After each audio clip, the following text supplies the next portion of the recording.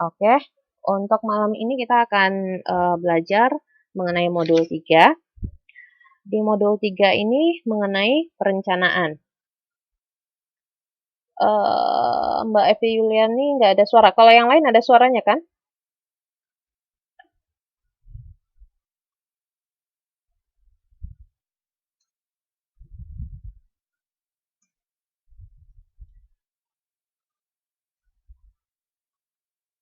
Oke, lanjut. Jadi, untuk modul 3 ini mengenai perencanaan ini, teman-teman diharapkan setelah belajar modul 3 itu dapat mengerti atau menjelaskan kembali mengenai kontroversi perencanaan, jenis-jenis perencanaan, proses perencanaan, perencanaan situasional, hambatan dan pemecahan hambatan dalam perencanaan, kemudian manajemen by objektif, kemudian kalau kita yang malam ini sampai poin 6 ini dulu.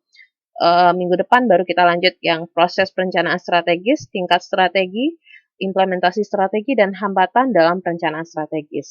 Nah, itu yang akan dibahas di modul 3 ini, di perencanaan ini. Teman-teman, saya mau nanya, kalau misalnya teman-teman mau melakukan sesuatu, anggap nih, teman-teman kepengen jalan-jalan, teman-teman melakukan perencanaan kan? Nah, dengan adanya perencanaan ini, misalnya tujuan nih, misalnya saya aja, saya mau pergi jalan-jalan ke Taruko misalnya kan, saya harus membuat perencanaan yang pas gitu kan, karena saya tinggal di Taichung dan itu jaraknya cukup jauh dan butuh biaya dan nggak mungkin juga itu cuma 1 hari aja perjalanannya dan saya butuh perencanaannya kapan, waktunya kapan, terus mau kemana-kemana aja, jadi tujuannya itu tuh tercapai. Saya buat jalan-jalan di Tarukonya tercapai. Nah, itulah gunanya perencanaan. Perencanaan tuh gunanya untuk membantu mencapai tujuan. Nah, kalau misalnya, kalau tadi kan rencananya saya jalan-jalan nih. Nah, kalau perencanaan kita bawakan ke organisasi atau ke perusahaan, itu misalnya perusahaan itu atau organisasi tentu ada tujuan kan. Kemarin seperti yang sudah kita bahas, organisasi pengertiannya apa? Pengertian organisasi? Ayo, lupa. Pengertian organisasi apa pengertiannya?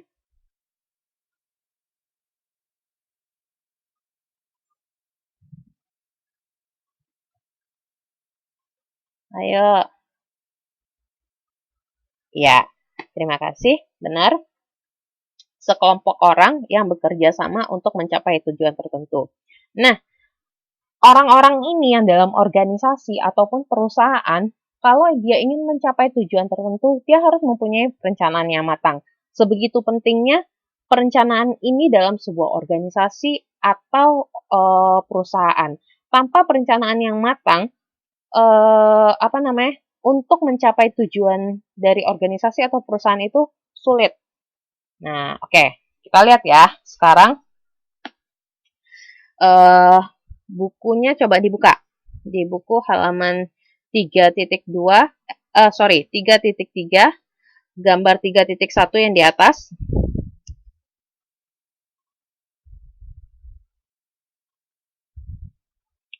Nah, di situ teman-teman bisa melihat perencanaan ini itu untuk mensupport empat eh, kegiatan atau proses yang dilakukan dalam organisasi atau perusahaan. Ada organizing, staffing, leading, and controlling.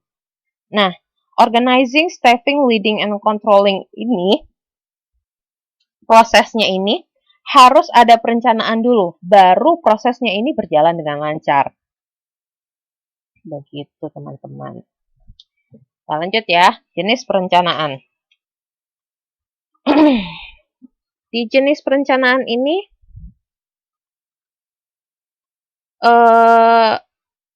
silakan dibuka bukunya halaman 3.5.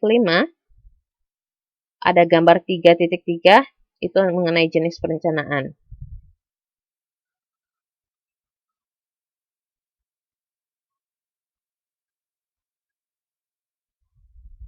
Nah,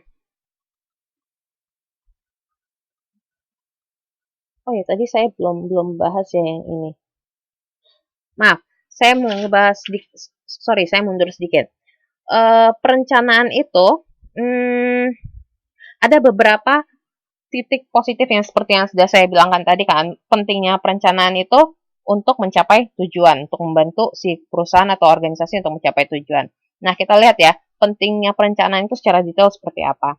Nah, perencanaan itu efek positifnya yang pertama itu manajer dapat melihat masa depan. Jadi dengan perencanaan, oh iya, saya kayak contoh ya yang simpel tadi saya mau jalan-jalan ke apa tadi ke Taruko, saya sudah melihat masa depan saya kira-kira saya udah jalan di Taruko, saya mau ke sini, mau ke sana, kira-kira dari jam segini sampai jam sana, saya mau nginep di mana. Nah, kayak gitu. Saya sudah bisa memprediksi kira-kira gitu kan sebelumnya. Kemudian dengan adanya perencanaan ini dapat membantu si manajer untuk mengkoordinasi uh, organisasi atau perusahaannya dengan lebih baik. Karena kan sudah ada perencanaan kan, oh ya saya mau begini, begini, begini, begini. Terus kan saya tinggal mengkoordinasi. Kalau misalnya saya mau nginap misal di Taruko, saya tinggal telepon hotel di Taruko, kira-kira uh, budgetnya yang cukup buat saya, pas buat saya seperti apa, kemudian saya butuh transportasi, ya saya tinggal telepon taksi. Nah, itu cara mengkoordinasi. Nah, kalau misalnya di perusahaan gitu kan, misalnya perencanaan mau buka cabang di mana gitu, mau buka cabang di luar negeri gitu kan, perusahaan A yang bergerak di bidang apa ya contohnya fashion misalnya. Dia mau buka cabang di Singapura. Oh iya, tinggal tinggal cari gitu kan. Oh ya, ini di bagian produksi kira-kira eh sorry, bukan produksi. Di bagian produksi bisa juga di bagian ke finance, keuangan, kira-kira memungkinkan nggak kalau misalnya membuka apa namanya perusahaan lagi di misalnya di Singapura gitu kan, atau di bagian lain untuk melihat-lihat yang apa namanya melihat bagian tergantung bagian-bagiannya gitu kan fungsinya masing-masing. Nah, dengan adanya perencanaan mengkoordinasi itu semakin gampang. Kemudian dengan adanya rencana penekanan pada tujuan itu semakin semakin jelas gitu kan. Oh ya, misalnya perusahaan A tujuannya ya untuk dapat profit kan, untuk dapat keuntungan kan. Nah, ya udah, kalau misalnya dia merencanakan seperti tadi kan buka buka cabang di Singapura. Dengan buka cabang di Singapura ini ada nggak profitnya? Ada nggak keuntungan bagi perusahaan si A ini? Nah, dengan adanya perencanaan ini semakin jelas gitu. Apa namanya untuk menggapai tujuannya itu seperti apa? Begitu. Kita lanjut ya ke jenis perencanaan. Nah, jenis perencanaan ini silakan teman-teman lihat di buku halaman 3.5, gambar 3.3 mengenai jenis perencanaan. Nah, di sini jenis-jenis perencanaannya ada misi, ada tujuan, ada strategi, ada kebijakan, ada prosedur, ada aturan kan. Nah, misi, tujuan, strategi, kebijakan, prosedur, aturan ini ada rencananya semua nih. Kemudian dibikin program. Nah, setelah dibikin program, kemudian dibuat anggaran. Anggarannya ini maksudnya ngomong tentang money, mengenai keuangan. Keuangan untuk apa? Keuangan untuk mensupport program-program yang dari misi, tujuan, strategi, kebijakan, prosedur, dan aturan itu. Nah, seperti itu. Kemudian kita masuk ke proses perencanaan. Teman-teman bisa baca lagi itu misi itu seperti apa, uh, tujuan itu lebih ke arahnya kemana, itu dibaca lagi di bukunya. Kemudian strategi itu untuk apa gitu kan, diperlukannya kebijakan, prosedur gitu,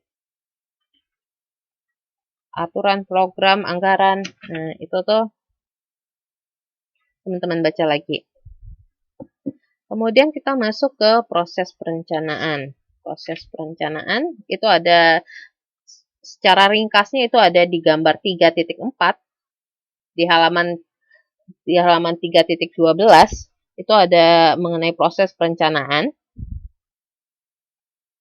Jadi kan tadi ada misi organisasi kan.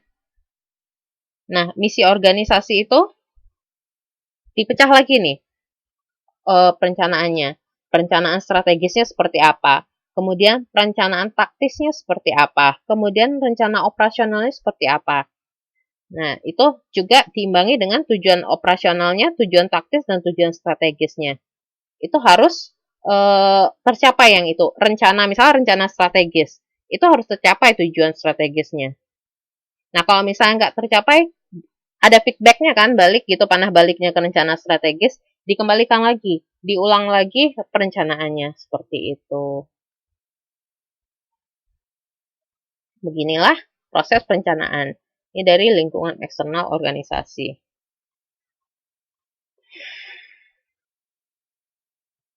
Tuh, ini beda-bedanya ya rencana strategis taktis operasional itu, baik dari jangka waktu dan pembuatannya itu tuh beda-beda. Biasa kalau strategis itu, perencanaan strategis itu untuk waktu jangka panjang. Dan biasanya yang pembuatnya itu manajemen puncak. Kemudian untuk taktis itu biasanya waktunya itu tuh rencana taktis itu untuk 1-5 tahun di bawah strategis. Manajemen pun biasanya yang membuat perencanaan ini manajemen puncak dan menengah. Kemudian yang rencana operasional itu biasanya untuk jangka pendek, ya kuranglah dari 1 tahun. Biasanya yang pembuat perencanaan operasional ini adalah manajemen menengah dan manajemen bawah. Itu bisa teman-teman lihat di halaman 3.13, tabel 3.2 mengenai jenis-jenis perencanaan.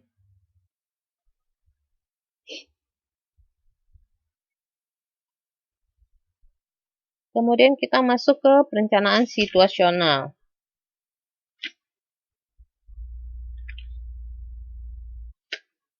Sebentar. Strategis. Sebentar, saya jelaskan dulu mengenai perencanaan operasional. Perencanaan operasional itu tadi kan seperti yang saya bilang, operasional ini biasanya dibuat oleh manajemen tingkat bawah atau menengah dan untuk jangka waktu pendek. Nah, rencana operasional ini bisa juga dibagi menjadi dua. Rencana tunggal atau rencana yang cuma bisa dipakai untuk sekali saja. Kemudian rencana standing plan atau ya rencana yang bisa dipakai untuk berkali-kali. Nah, kita lihat ya. Rencana tunggal itu ya atau yang rencana sekali pakai itu contohnya seperti apa? Ada program, ada project, ada anggaran. Nah, program, project, anggaran itu cuma bisa dipakai untuk satu kali. Rencananya, rencana program, rencana project, rencana anggaran itu cuma bisa dipakai untuk satu kali. Nggak mungkin kan anggaran, misalnya anggaran tahun 2012 dipakai juga di anggaran tahun 2020? Mungkin nggak menurut teman-teman? Nggak kan?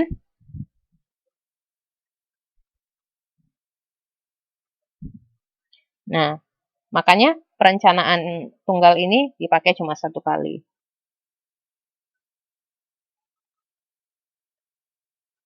Apa?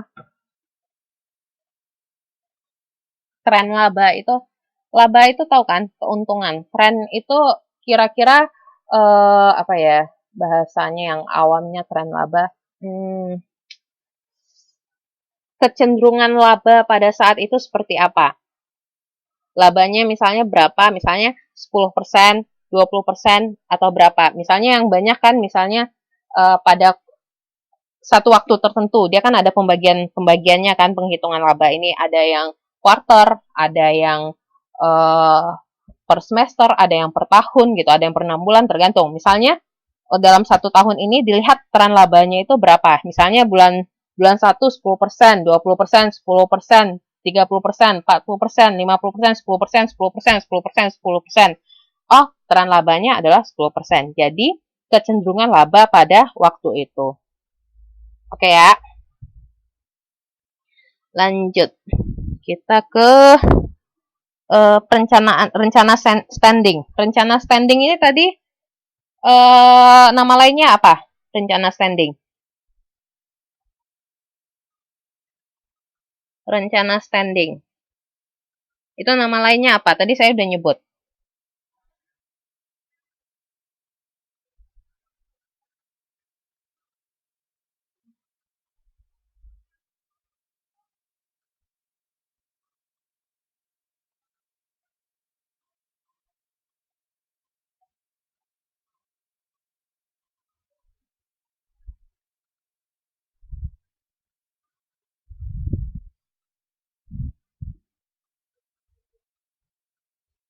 Oke, yang lain?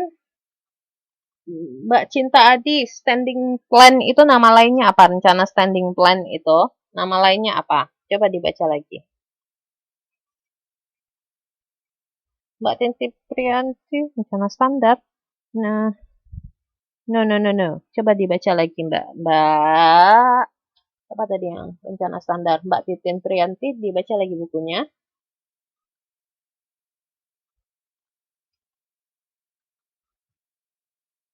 Ayo, apa nama lainnya rencana standing itu?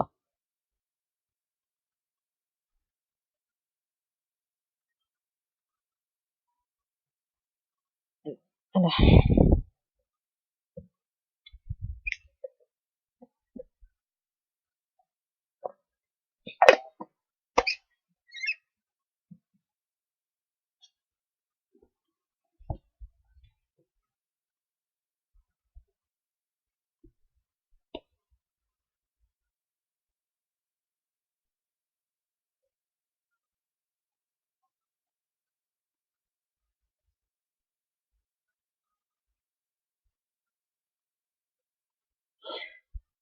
oke, oke. Hah? Rencana sekali pakai ini siapa nih? Mbak Puspita Anggrani, coba dilihat lagi. Rencana standing itu nama lainnya apa? Dibaca lagi Mbak Puspita Anggrani. Oh, saya tunggu dulu nih teman-teman. Kayaknya banyak yang beda-beda pendapat. Oke. Ada lagi yang lain yang mengetik? Oke, Mbak. Silakan, masih saya tunggu. Saya maunya teman-teman semuanya ngerti. Makanya saya tunggu nih tulisannya.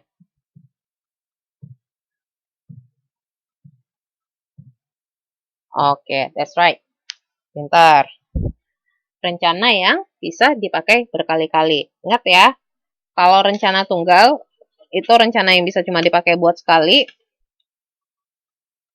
Kalau rencana standing, apa tadi, rencana standing, itu rencana yang bisa dipakai berkali-kali.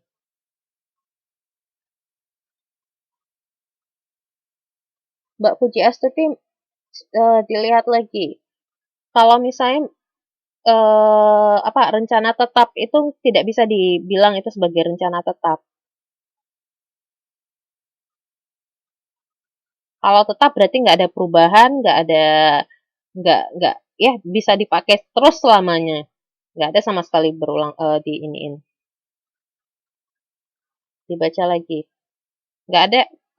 Kalau saya nggak salah sih di buku ini nggak pernah menggunakan terminologi rencana tetap. Coba dibaca lagi ya. So, yap, benar. Rencana standing itu adalah rencana yang bisa dipakai berkali-kali. Nah, kita lihat contoh-contohnya. Rencana apa tuh yang bisa dipakai berkali-kali? Contohnya seperti kebijakan, prosedur, aturan. Kalau misalnya kita pakai tadi seperti yang salah satu teman-teman bilang tadi ada yang bilang rencana tetap. Kebijakan mungkin nggak tetap, nggak kan? Mungkin aja suatu saat dia bisa kebijakan itu bisa dipakai berkali-kali. Akan tetapi kemungkinan dia untuk tetap itu ada perencanaan yang kebijakan itu yang tetap, tapi mostly mereka tuh selalu ada perubahan. Jadi, makanya lebih tepatnya dibilang rencana yang bisa dipakai berkali-kali. Contohnya kebijakan, prosedur, aturan. Begitu. Oke ya, lanjut ya. Oh, ini kemana? Perencanaan situasional. Kita masuk ke perencanaan situasional, itu ada di halaman 3.17, gambar 3.6 mengenai perencanaan situasional. Nah, perencanaan situasional itu merupakan perencanaan yang masukkan alternatif perencanaan yang berbeda jika suatu kondisi tertentu terjadi. Sebagai contoh, misalnya kan, yang A tidak berhasil, rencana B yang dilakukan. Jadi ada rencana cadangan.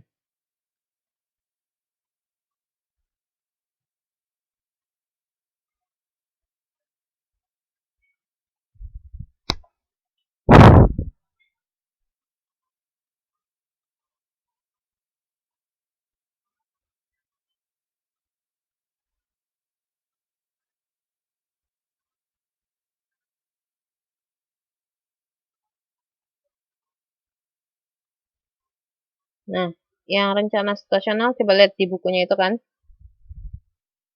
Tahap pertama itu biasanya mengembangkan rencana, mempertimbangkan kejadian sosial. Nah, kemudian mungkin ada perubahan lagi, terus baru melaksanakan rencana dan secara formal mengidentifikasi kejadian situasional. Kemudian naik level lagi, tahap ketiga, menetapkan indikator situasional dan mengembangkan rencana situasional untuk ke setiap kejadian institusional. Kemudian level yang terakhir, level yang paling tingginya itu menyelesaikan rencana atau rencana situasional. Nah, ini dia perencanaan tahap-tahap perencanaan situasional itu. Begitu. Kemudian masuk ke perencanaan tingkatan manajemen.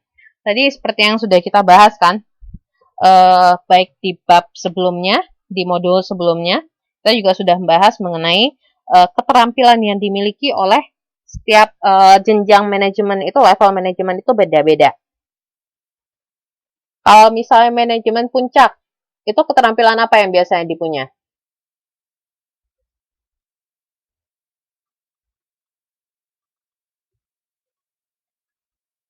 Konseptual, konseptual.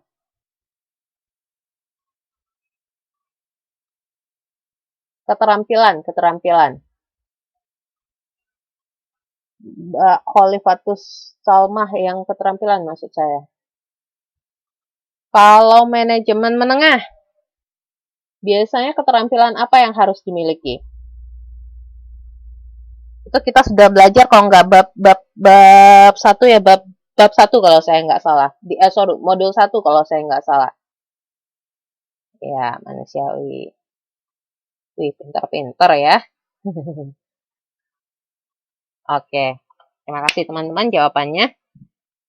Jadi, seperti yang telah kita bahas di modul 1, jadi di sini teman-teman, ini saya rangkum aja gitu kan.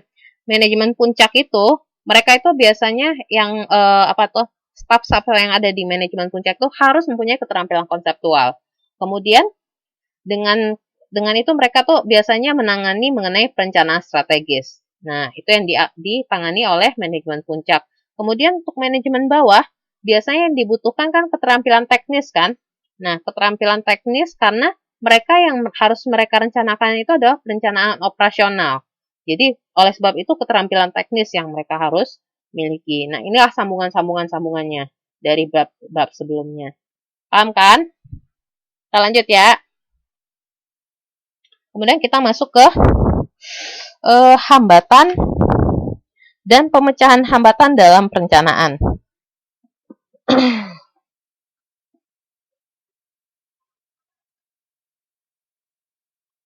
Nih, ini di tabel 3.4 di halaman 3.19 itu sudah ada contoh dari hambatan dan cara mengatasinya. Ini dalam organisasi gitu, hambatan utamanya apa-apa aja. Misalnya tujuan yang tidak tepat. Mengatasi hambatannya seperti apa? Memahami tujuan dan perencanaan.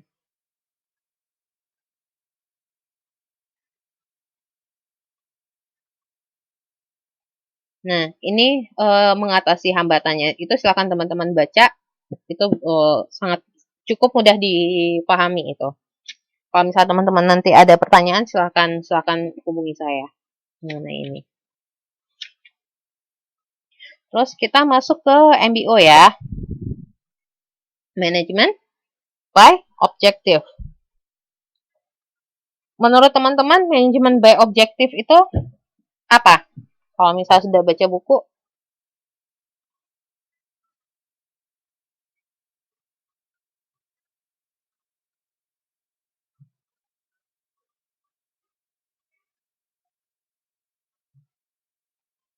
kira-kira seperti apa manajemen by objective itu?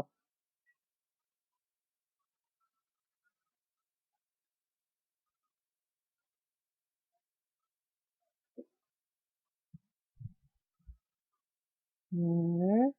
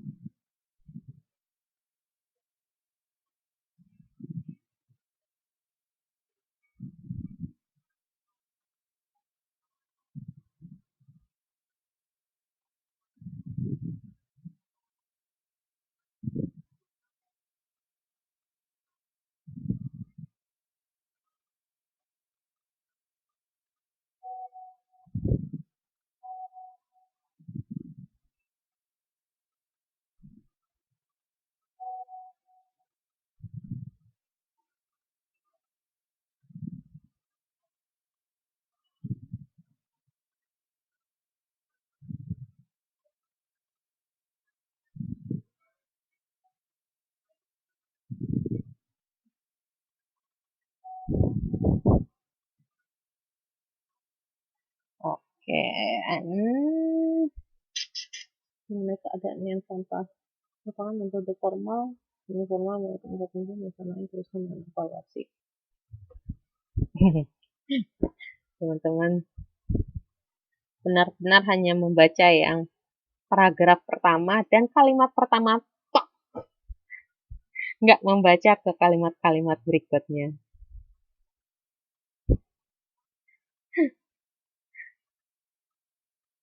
Jadi ya udah langsung kalimat pertamanya yang disalin ke sini. Aduh, piye toh, mas-mas mbak-mbak. Nah, jadi intinya manajemen by objective itu apa? Merupakan metode formal dan atau semi formal yang dimulai dari penetapan tujuan, pelaksanaan dan kemudian diteruskan dengan evaluasi. Jadi ada beberapa metode-metode lain manajemen yang lain kalau misalnya teman-teman baca buku yang lain kan. Cuma bedanya MBO ini dari dengan metode manajemen yang lain yaitu ada evaluasinya yang pada yang terakhir yang evaluasi. Jadi setelah dia melakukan proses manajemen seperti penetapan tujuan, pelaksanaan, nah yang metode MBO ini juga melakukan evaluasi untuk mendapatkan feedback, kemudian di arrangement ulang lagi, diproses lagi, nah seperti itu, dievaluasi lagi. Itulah MBO itu. Prosesnya seperti apa? Kalau misalnya yang agak detailnya, itu teman-teman bisa lihat di halaman 3.23 di gambar 3.7. Jadi dari penetapan tujuannya itu sampai evaluasinya itu ada di sini. Jadi program MBA itu, program MBO itu yang pertama penetapan tujuan dan rencana organisasi itu komitmennya dari manajemen puncak biasanya yang melakukan penetapan ini kan masalah konseptual kan. Nah itu ditetapkan oleh si manajemen puncak. Kemudian lanjut ke proses berikutnya penentuan tujuan dan rencana kolaboratif. Nah itu menjelaskan tujuan organisasi, terus mengadakan pertemuan, tujuan dan rencana yang jelas, kemudian konseling, kemudian ada sumber daya, ada komunikasi, kemudian masuk ke pelaksanaan, review periodik dan evaluasi. Mbak Santi Bangun melihatnya di mana kalimat itu? Kuartalan itu mungkin maksudnya ke arah waktu kuartal.